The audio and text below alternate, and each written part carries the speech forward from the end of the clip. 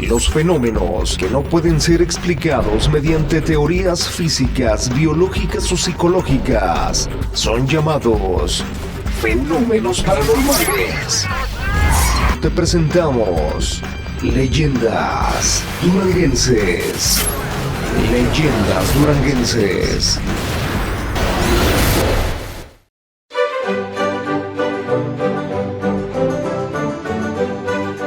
El templo de San Juan de Dios, que dio su nombre a la calle que ahora se denomina Pino Suárez y por muchos años se conoció como calle de San Juan de Dios, es uno de los lugares de oración más antiguos de la ciudad de Durango, ya que fue fundado por los años de 1595 como capilla del Hospital de la Santa Veracruz, que fue la primera institución de asistencia social que existió en la provincia de la Nueva Vizcaya, y después se llamó Hospital de San Cosme y San Damián.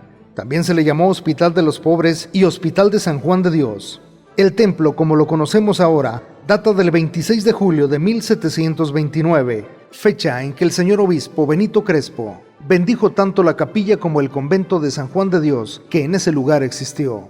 No se sabe si fue por ese tiempo o en época más reciente, cuando en el mencionado templo se dio el hecho insólito que forma la presente leyenda y la cual, transmitida de generación en generación, ha llegado hasta nosotros, impregnada con el perfume de la fantasía y tradición popular religiosa que es característica de este Durango nuestro. Lo cierto es que las consejas entre los vecinos del barrio de esos contornos aseguran que todos los días, a ciertas horas de la noche, se escuchan sonar los viejos goznes de la puerta mayor del templo y miran salir o entrar al Padre Toño cuando ocurre a sus citas nocturnas con Dios y con las ánimas. Este venerable sacerdote fue conocido y apreciado en la ciudad de Durango por su mansedumbre, bondad y los múltiples atributos de santo varón que lo hicieron querido y respetado de propios y extraños. Caminaba por las calles de la antigua ciudad con la vista baja y otorgaba su bendición a todos los que se encontraba a su paso. Ayudaba a los menesterosos y entregaba palabras de aliento a quienes le pedían un consejo. Un día de tantos, cuya fecha se perdió en el tiempo, los parroquianos y trasnochadores nocturnos empezaron a advertir que todos los días a ciertas horas de la noche se miraba salir o entrar al templo de San Juan de Dios al Padre Toño. Al principio se consideró natural y se relacionaron esas visitas nocturnas al templo con asuntos o compromisos del ministerio sacerdotal. Unos decían que era porque había olvidado su breviario de oraciones, otros porque iba a sacar las hostias para dar la comunión a algún enfermo, y no faltaban los que consideraban que iba a sacar los santos óleos para otorgarlos a un moribundo. Las especulaciones y rumores aumentaron y algunos vecinos se pusieron a vigilar el paso por la calle del sacerdote, que ocurría más o menos a la misma hora de la noche, como si tuviera una cita concertada con alguien. El sereno que hacía la guardia nocturna, la comadrona que asistía a las enfermas de parto, el borrachín trasnochador, el enamorado que cubierto con el velo de la noche atendía las citas con su amada, o el hombre y mujer que por razones imprevistas transitaban por la calle a esa hora, encontraban al Padre Toño deambulando entre la oscuridad o la mezquina luz de los faroles esquineros. El tiempo pasó como se escurre sutilmente en sucesión interminable de días y noches, haciendo envejecer a todo lo que existe en el universo. Y en ese acontecer permanente y sin fin que a todos nos agobia, no faltó quien reparó en que las citas nocturnas del Padre Toño se seguían dando noche a noche, por lo que se consideraba demasiada coincidencia.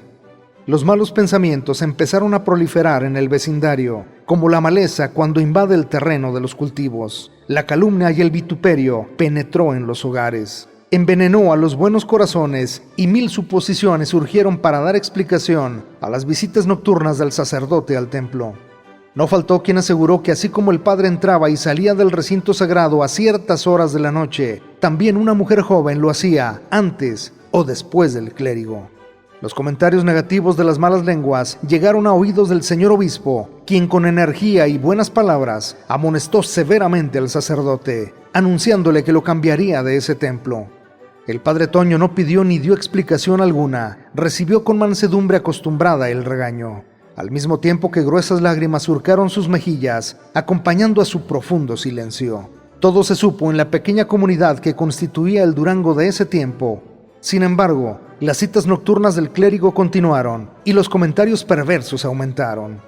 3 rufianes que se habían propuesto a seguir de cerca los pasos del sacerdote para exhibir y hacer público su adulterio, un día de tantos, dispuestos a conocer la dama con la que según ellos tenía entrevistas maritales el padre Toño, asistieron al rosario de la tarde y después de esconderse en los confesionarios, se quedaron ocultos, dispuestos a descubrir la mala conducta del ministro. El templo se cerró y la oscuridad invade al local por todas partes, imponiendo temor en los intrusos. El silencio del sacro recinto parecía protestar por la presencia de aquel trío de bribones, y las estatuas solemnes de los santos se dibujaban en la oscuridad. Parecía que se movían de su sitial, como queriendo expulsar del lugar a los perversos investigadores. Después que el reloj de la catedral sonó una a una las 12 de la noche, el ruido de la chapa de la puerta mayor anunció la llegada del padre Toño, y en ese momento los intrusos se frotaron las manos al considerar que estaban cerca de presenciar el adulterio dentro del templo. Los viejos goznes rechinaron quejumbrosos cuando la puerta se cerró y el padre, con una bujía encendida en la mano, se dirigió al altar mayor. Llegó calmado y solemne, colocó la vela en un candelabro y con la vista fija en el crucifijo que tenía al frente, se santiguó devotamente y empezó en voz alta y pausada a rezar un rosario a las ánimas. Los insolentes espías seguían en la oscuridad, protegidos por las sombras y su maldad, y con la débil luz de la única vela encendida en el altar, a lo lejos contemplaban los movimientos del sacerdote, quien de cuando en cuando se les borraba por la penumbra de la distancia. Enorme fue su sorpresa cuando el sacerdote rezó la primera: Dios te salve María, llena eres de gracia, el Señor es contigo, bendita eres entre las mujeres, y bendito es el fruto de tu vientre Jesús. Los malos hombres escucharon un enorme coro de voces que contestaba: Santa María, Madre de Dios, ruega Señora por nosotros los pecadores, ahora y en la hora de nuestra muerte. Amén. Ellos sabían que el templo estaba vacío de fieles y no era posible que sucediera lo que estaban escuchando. Aún así, escuchaban cerca de ellos el coro de voces de aquel rosario. En su enorme miedo, extendían los brazos desesperadamente, esperando tocar las personas cuyas voces escuchaban cerca de ellos, pero no tocaban a nadie. Su angustia, miedo y desesperación eran enormes al escuchar que el sacerdote seguía rezando y aquel enorme coro de voces contestando. No soportaron siquiera que terminara el primer misterio de aquel rosario.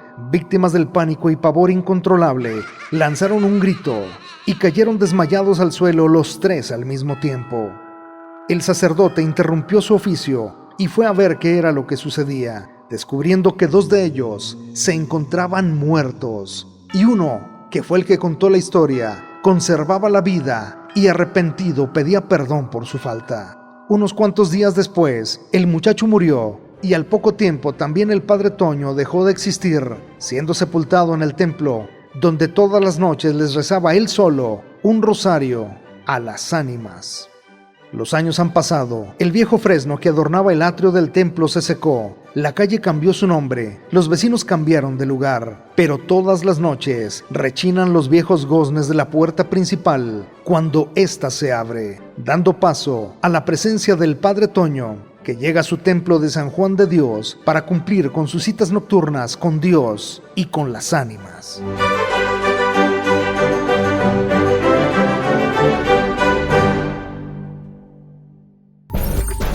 Los fenómenos que no pueden ser explicados mediante teorías físicas, biológicas o psicológicas son llamados fenómenos paranormales. Te presentamos Leyendas Duranguenses. Leyendas Duranguenses.